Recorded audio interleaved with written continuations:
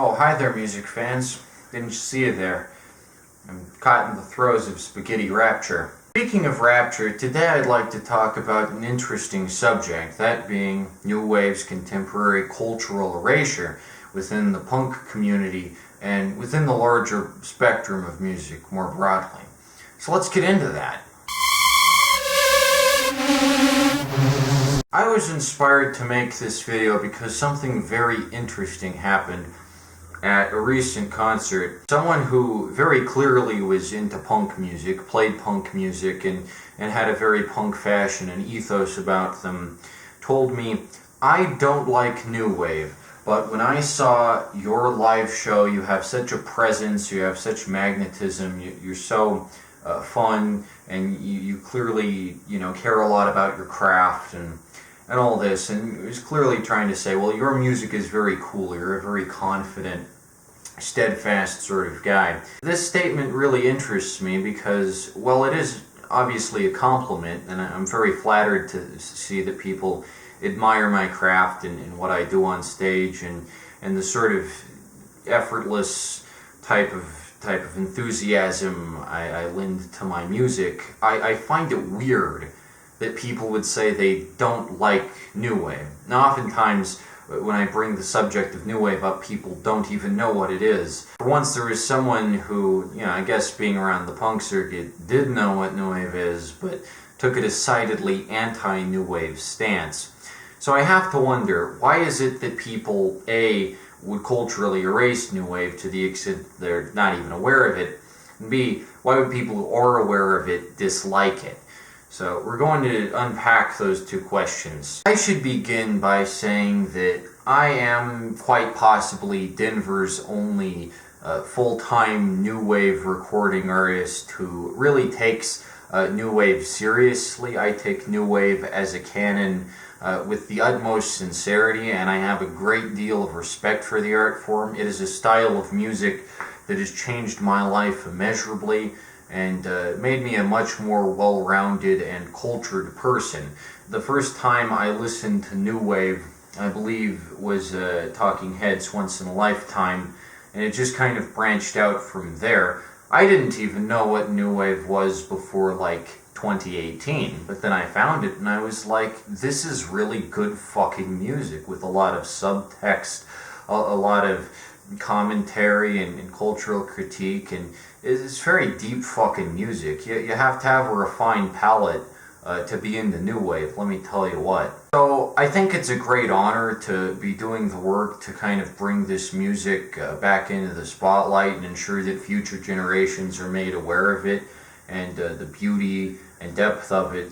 But at the same time, it is very alienating to be the only figure in the Denver New Wave scene currently pushing this type of music. People love what I do and people like the extent of art I put out, but it is very, very taxing to be the only one putting it out. I am a one-person movement here, and I would really like it if there were more New Wave bands locally who put out the type of music that I make and the type of music that I enjoy listening to.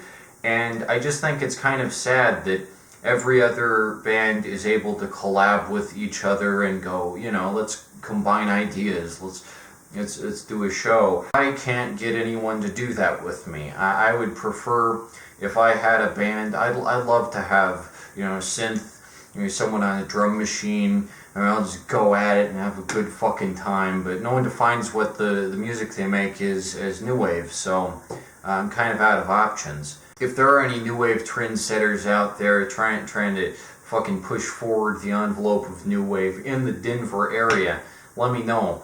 Email me, because I'd fucking love to make music with you, but every time I try and make music with someone, it's like they're either a punk band, or emo, or hardcore, and the style just doesn't mesh well at all. It's just not a well-meshing style that really fits. And I'd like to have some peers. I'd like to have some contemporaries in the field who are making the type of music that I'm making, but nobody my age knows what the fuck New Wave is, and it's just very fucking weird. Someone even asked me one time if I invented New Wave, and I was like, no. Talking Heads is New Wave.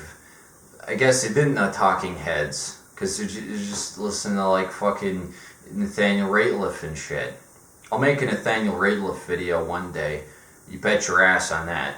Maybe past 1,000 subs, because I have a lot to say about that greasy oaf. But that's not what today's video is about. Point being, I think New Wave, Denver New Wave, and other New Wave, and all the New Wave subgenres are very important to learn about and think about and listen to. And I just find it weird that nobody my age listens to New Wave or thinks about New Wave or the impact that it left on the world. You might say, oh, well, Nick, New Wave is old. It's an old genre, and nobody cares about it anymore. The time has passed. The ship has sailed.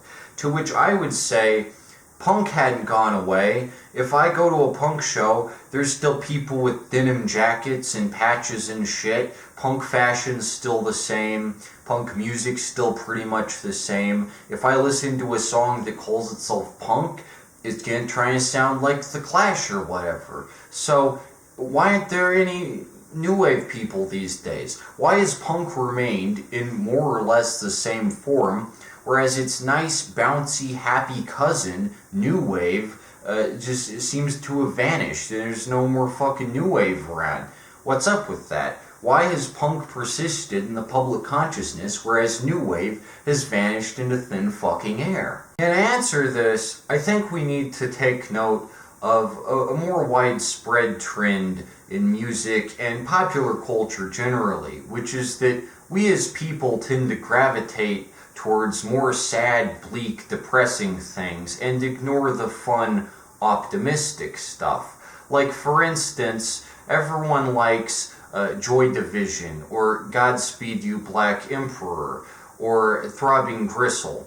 And as much as I like Throbbing Gristle or Godspeed You Black Emperor, don't get me wrong, there's a time and a place where I'll want to pop on some Throbbing Gristle and listen to 20 jazz funk greats, because it's a good song and it's well composed. I have to be in a certain mood for that.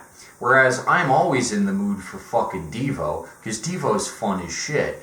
And Devo cannot make me feel bad. So, like, why not just pop on some fucking Devo all day, every day, please? I'm into that shit. I guess my brain is just sort of wired differently than the vast majority of people. Like, for instance, the vast majority of people prefer the 80s aesthetic, the Terminator, Total Recall, etc., whereas I prefer the 70s aesthetic, Rollerball, Death Race 2000, the look of the Carter administration over the look of the Reagan administration.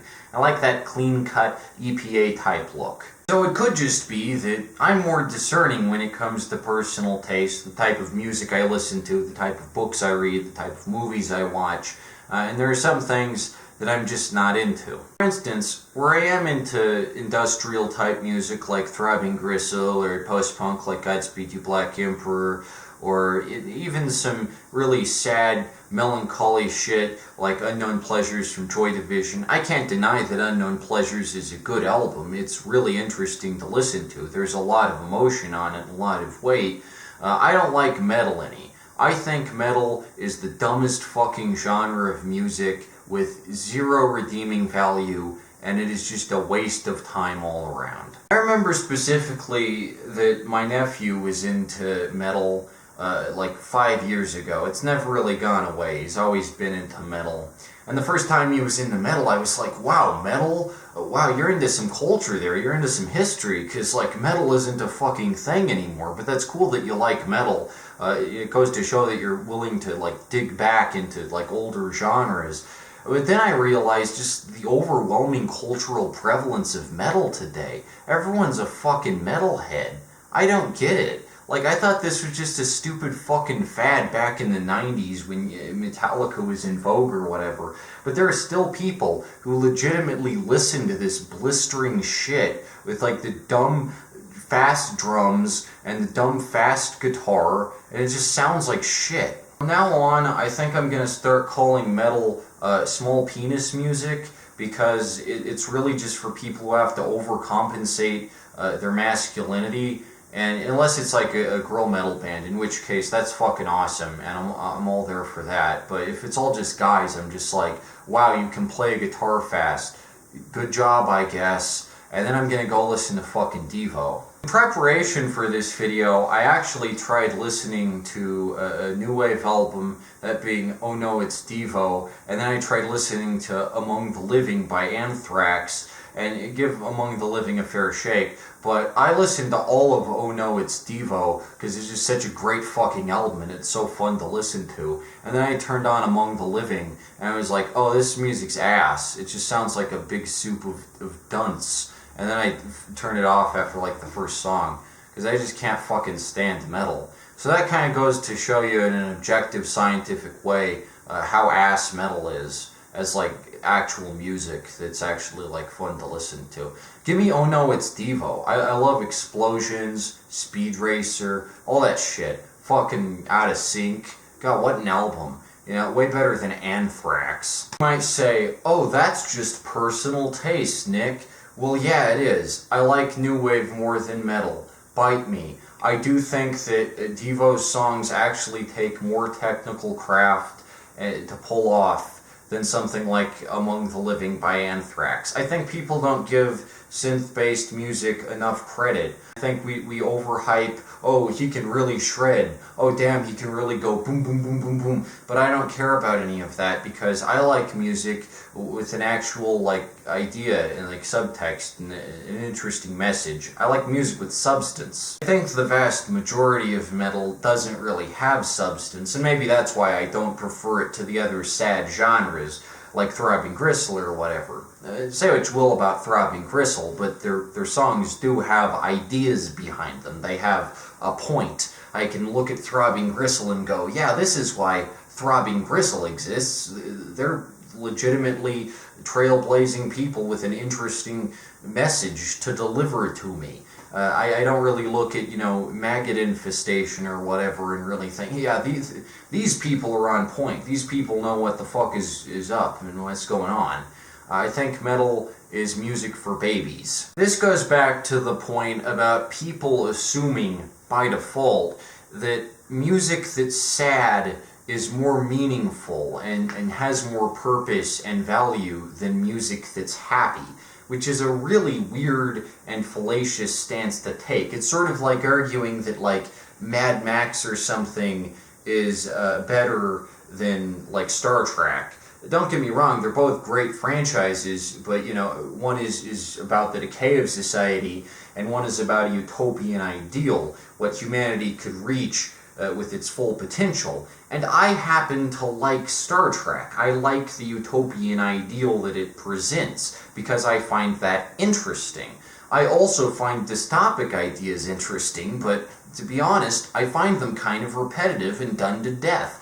I'm kind of interested in people having ideas about what would a good society look like. Why do all our societies have to be bad in science fiction? Why can't we have a society that works? And Star Trek is a notable exception in that it's utopic fiction. It's not dystopic, it's utopic. And that's an interesting outlier, but obviously sci-fi fans kind of pick up on that, the ideas presented therein are interesting. I find it a fascinating concept.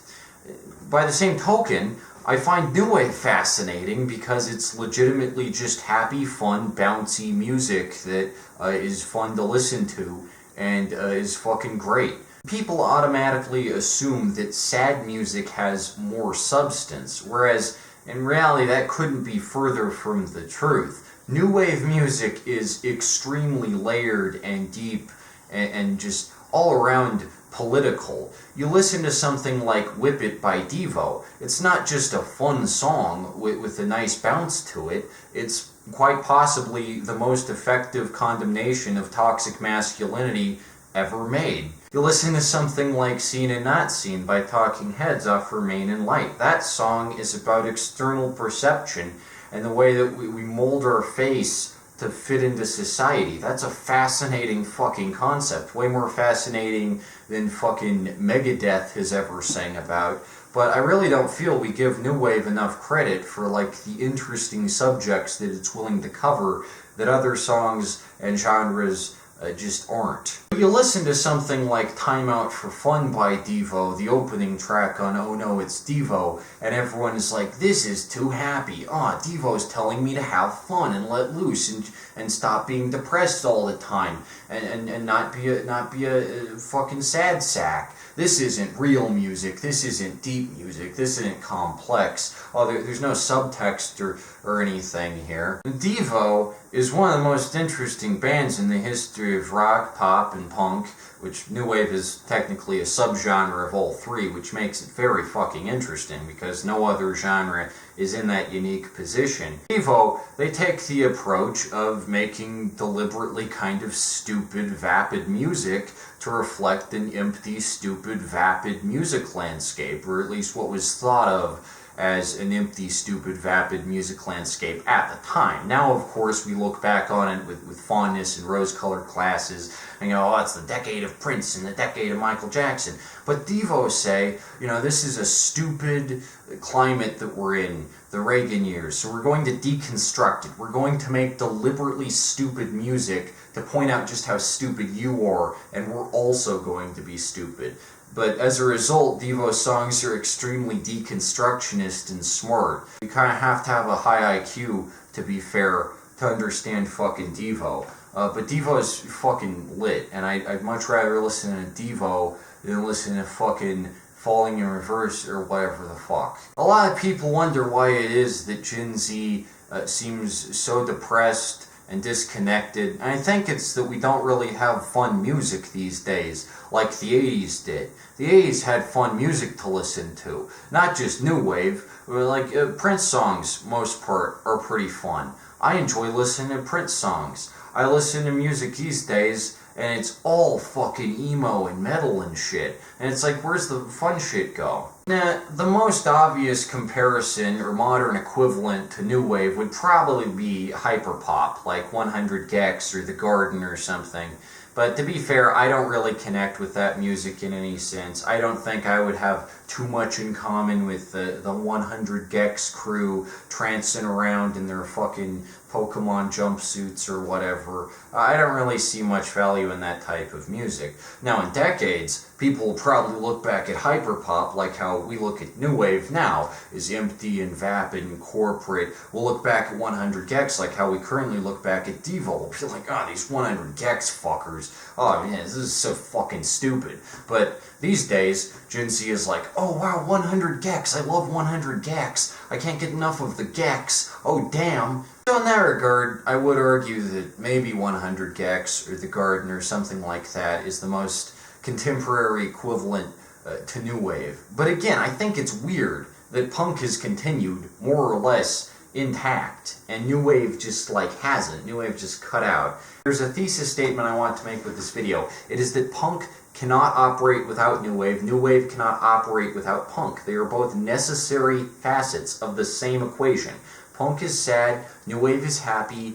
They make a nice little yin-yang. If you actually marry the two together, you get a well-balanced, complete picture of the world. If you don't have new wave, which is the more cerebral, heady, optimistic type music, and you just have punk, which is the conscious, like deconstructionist, very, very bleak type side of things, then what you're left with is a really decimated and imbalanced system of music. Another factor worth mentioning, of course, is that we don't tend to mythologize new wave bands in the same way that we mythologize, say, metal bands. People will critique Devo for being stupid. Oh, they wear those stupid hats. But then, they'll worship fucking Mayhem or whatever, or they have a guy who calls himself Dead, because he's like, I'm dead, even though he's alive, and then he kills himself or whatever. And it's like, wow, this is the smart music,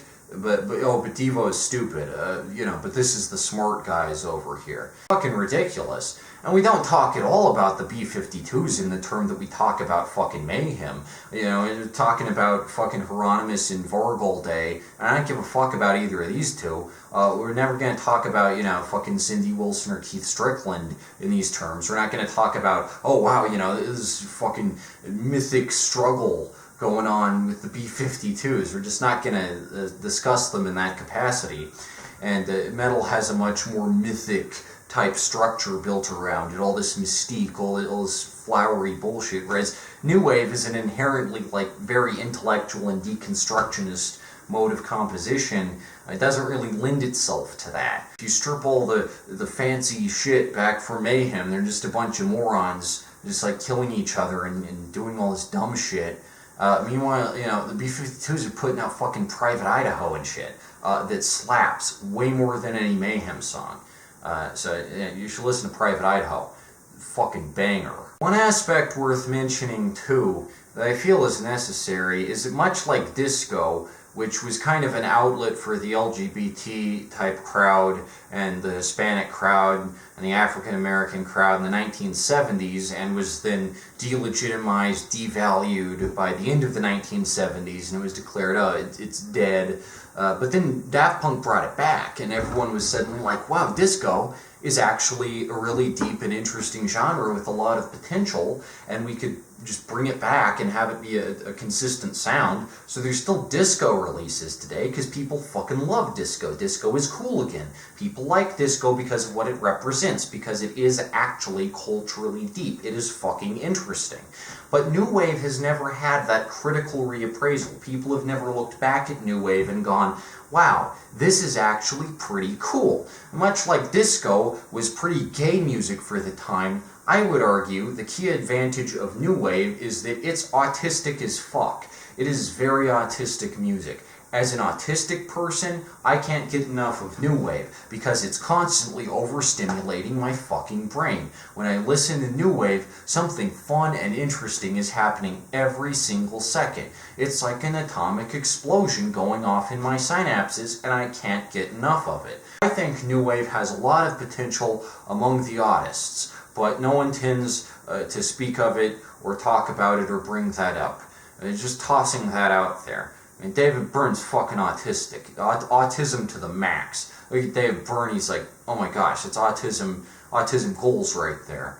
So I think if we marketed New Wave, say, as very autistic fucking music, people would be into it. People tend to forget that Devo collaborated with fucking Neil Young, and we still all love Neil Young. We still talk about how great Neil Young is, you know, his cultural impact. We tend to forget that he fucking collaborated with Devo, and it's kind of like, if Neil Young collaborated with them, I assume they have quite the cultural cachet on their hands. And for whatever reason, whether it's because New Wave is just too happy, or because it's never gotten its cultural reappraisal, people tend to dislike New Wave, especially those in the punk circuit, who ironically could really benefit from integrating some New Wave ideals and sounds into their lineup so it doesn't get monotonous and boring. One problem, I think, with New Wave, and this is just a real pisser, is that Ariel Pink, the fucking sleazebag, tried to brand his misogynistic shit